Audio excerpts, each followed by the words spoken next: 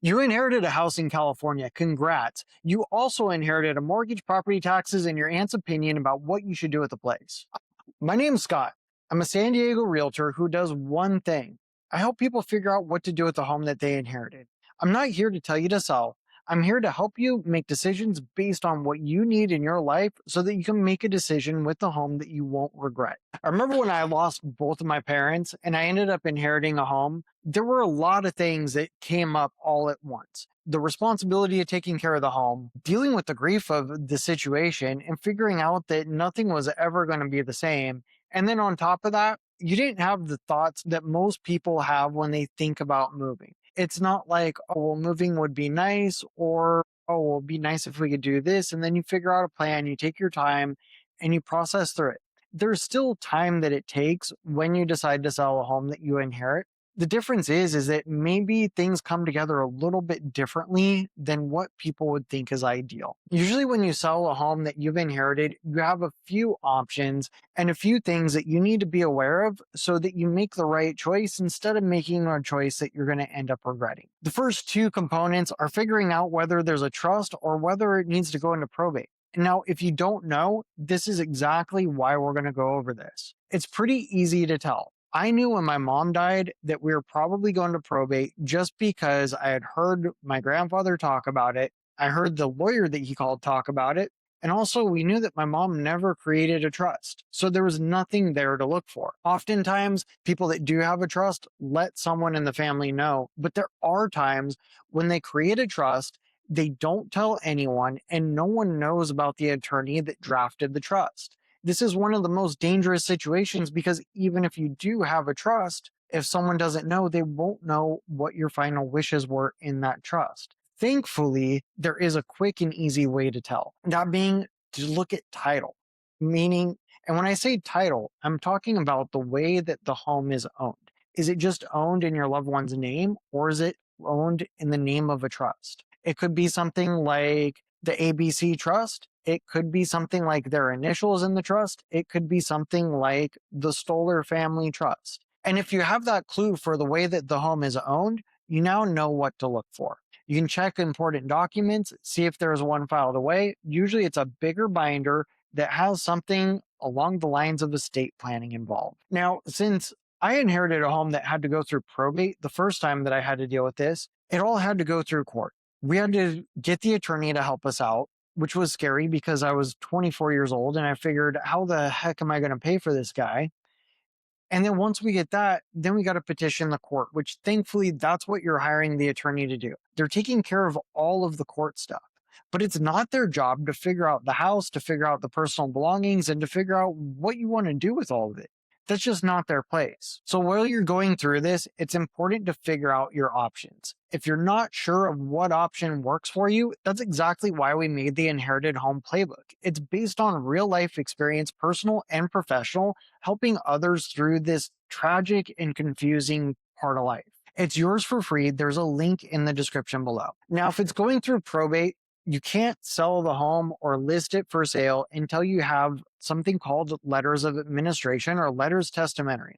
This is a document from the court saying who has the legal right to sell the house. If it's through a trust, you just need to follow the instructions in the trust to figure out when a home can be sold, if at all, and who has the right to sign for the sale of it. There's a few things that come to mind when people are thinking about selling homes usually. It's the stress of negotiations, making sure you didn't leave any money on the table, and also just wanting it to be easy. The thing that people often overlook is that when you're dealing with the home, negotiation happens throughout the process. It happens when you're talking about the price of the home. It happens when you talk about offers from buyers. It happens when you talk about repair requests from buyers. For the sellers, a lot of times the biggest stress happens when you're negotiating the price that you're going to list the home at. And although this is or can feel like a negotiation, it's actually a strategy meeting where you're talking about how you're going to position the home so that it grabs the attention of the right market segment for the home that would cause it to sell.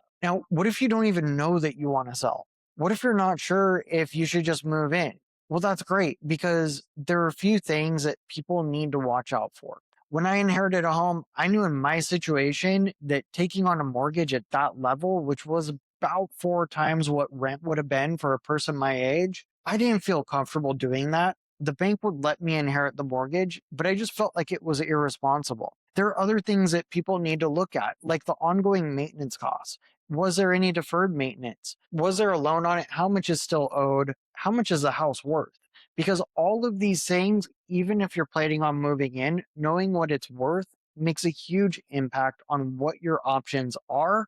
The age of the home makes a huge impact, as well as the way that it's being kept up. Maybe you're thinking that moving into it or just holding on and doing nothing is the best idea. Thinking that moving in or just holding on to it and doing nothing can sometimes feel like the best idea. It can also be a trap.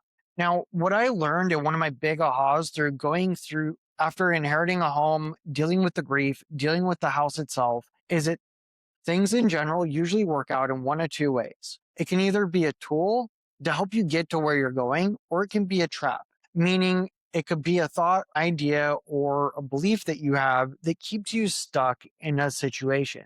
It could also be a misconception that traps you into thinking that this is the only solution, the only way that you can move forward. Now, a tool, of course, is the opposite spectrum. It's something that helps you move forward in life. It helps you get to that next stage. It helps you open the doors to the life that you're dreaming of.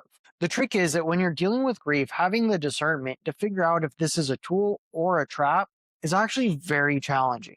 And that's exactly why we do the inherited home strategy sessions. This helps you lay everything out on the table in a quiet environment so that you can see exactly how the decisions, at least on the financial side, will impact you. It's completely free to all of our prospective clients, and there's never an obligation if you decide to take one. One of the topics that also comes up is buying out siblings or other people that stand to inherit some benefit from ownership of the home. There's a few caveats to this and a few things that you really need to watch out for.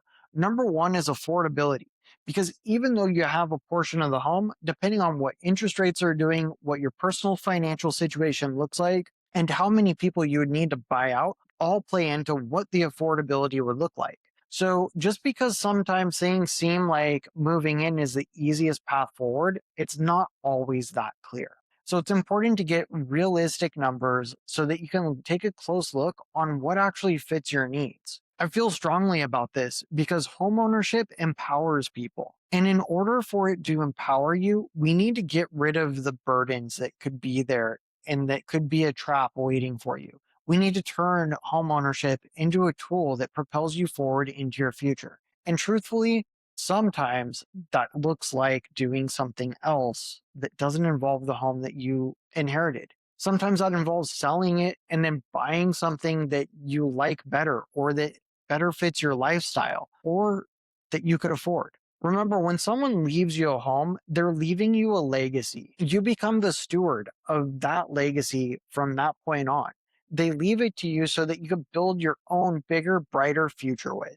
So it's important to not get stuck, to look at what the options are, and to see what the smartest route is for you.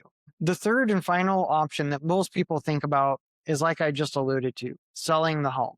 If you're selling the home, it's important to understand what selling looks like, what's involved, what needs to be secured, what needs to be done, and what actually doesn't need to be done. Sometimes people feel like they need to do a lot of work that doesn't end up paying out when all you really had to do was adjust the price or look at what's truly important to you. Some people want top dollar. Some people want a quick cash offer for convenience. Since each option seems more appealing to different sets of people, it's important to understand what you actually need to focus on for those options. So instead of trying to clean things, figure out a plan, and getting everyone involved to agree with your ideas, there's a couple of things you can do. You can book a free inherited home strategy session. This can be for you or it can be for everyone involved. We host them on Zoom. They're about 30 minutes long and they're completely free.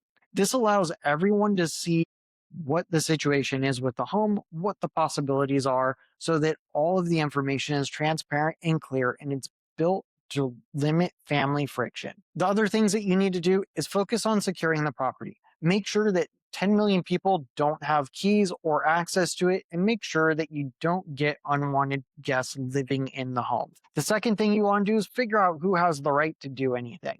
That is there a trust? Is there probate? If it is going to probate and there's multiple people, who's going to be in charge of this? Who's going to be the administrator, the executor? Who's going to be the main point of contact taking care of everything? Who's going to be the one that the family trusts and answers to the family? Get a professional opinion of the value of the home, not just looking on Zillow for an estimate. I'm talking about actually having someone else, an appraiser, an agent like myself, to figure out what the home is worth and what it should sell for. The next thing you should do is an ongoing task. It's monitoring the mail, figuring out what bills may be there that you don't know about, what other responsibilities may be coming in, and then also watching out for things like, I've helped people that have had loved ones that passed away, and for the last few months of their lives, they were so sick that they weren't paying the bills and no one knew that. So you need to watch out for things like that if that could be your situation, just to protect all of the assets and to protect that legacy that you're now the steward of. The thing that I really want you to do most is to take care of yourself, to spend that time just working on you, giving yourself grace, making sure that you're nourished, making sure that you're rested, making sure that you're taking a deep breath and you're just pausing at those times that you need it. Thanks for watching. Be sure to subscribe to this channel and like this video. We'll give you more content and helpful resources for people that are inheriting homes. It's completely free and yours to enjoy. If you're here, you're the reason why we're making this content, and we're grateful for your presence.